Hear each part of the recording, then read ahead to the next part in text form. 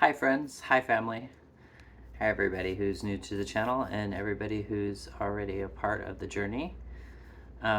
Today's topic is going to be short and sweet, and it's about using your tools when things get tough. So as you know, there's been a lot of health issues. You can see on my face I have this breakout of cystic type acne. I'm on doxycycline, just started that, and so hopefully that will help. You know, I was diagnosed with the lip cancer recently and been dealing with that, scoliosis, degenerative disc, sciatica nerve, all kinds of issues with the human vessel, with the flesh body. And so that's what it is. And I've been dealing it with ease and grace. But last night I had to deal with something that was requiring me to process some grief. So the LGBTQAI plus Alano Club, which is a place of gathering for people of all type of 12-step programs and a place where you have meetings and community, closed. It was the last meeting last night, and I thought I had processed everything because I knew it was coming. Everybody knew it was coming. I'd already cried about it, and gained perspective on it with this is an opportunity for expansion and growth. But when it was the last meeting, at the end of it, it really hit me. And when I got home, the heaviness of everything else that I've been dealing with also hit me.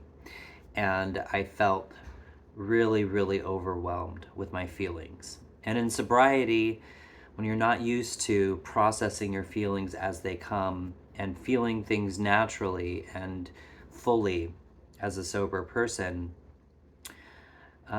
difficult emotions in themselves can be overwhelming and can lead to cravings to numb yourself in some way, to get loaded, to get drunk, whatever it is. And last night I had a little bit of those feels, a little bit of a feeling like I just want to numb out. I just want to not feel this way. And it was mainly because I was not only going through the grief, as I said, there's been a lot of other things going on and a lot of things that I haven't shared that are just personal, stories that are relationship, friendship, not romance, but friendship related and recovery related, that I won't go into and is not necessary to go into. But we all go through things, and sometimes we go through patches where a lot happens day after day after day after day. It seems like one thing after another, and you get overwhelmed. And so, on top of the grief, I was really overwhelmed.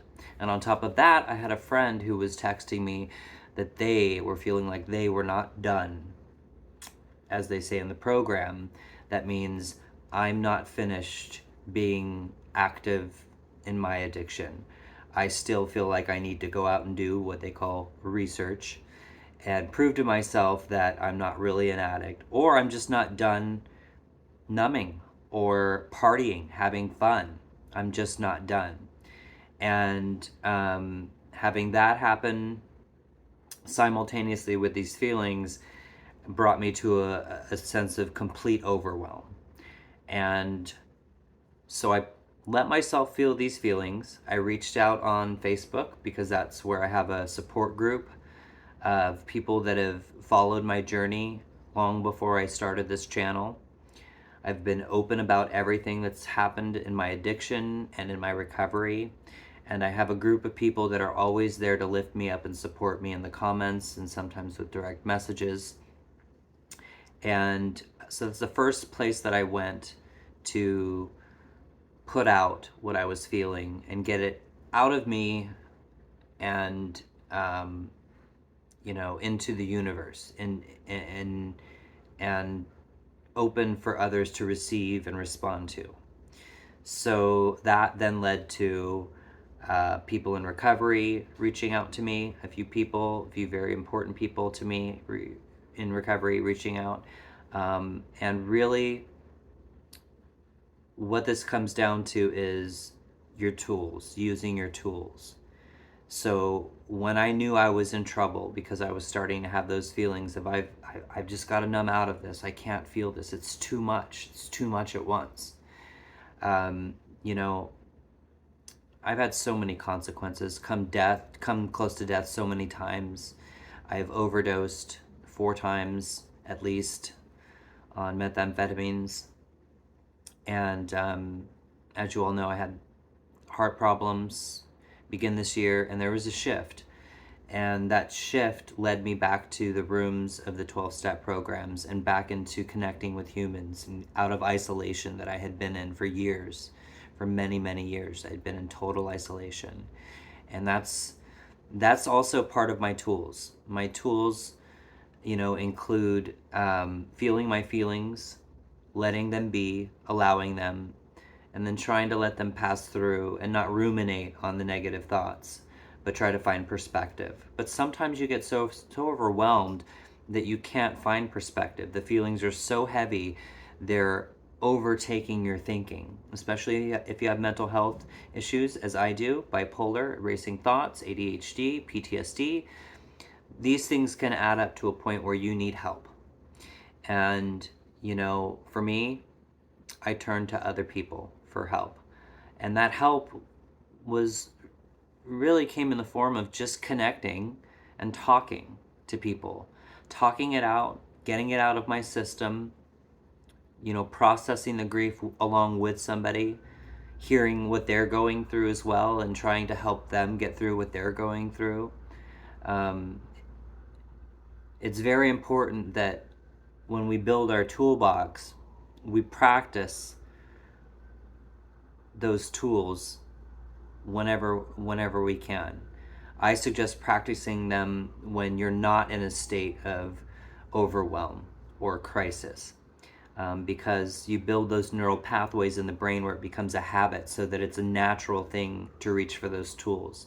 But I've been reaching for those tools enough in the times that I've needed to that I knew exactly what I needed to do. And it worked, it helped. I didn't drink, I didn't use, I'm still sober.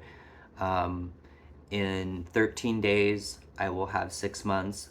Every day right now that I'm sober is the longest I've ever been sober off of everything. I've been sober off of everything except for marijuana because marijuana was my best friend for 27 years. But I'm never going back. I'm never going back. Even if I have a relapse, I know I'm an addict. I know it's possible.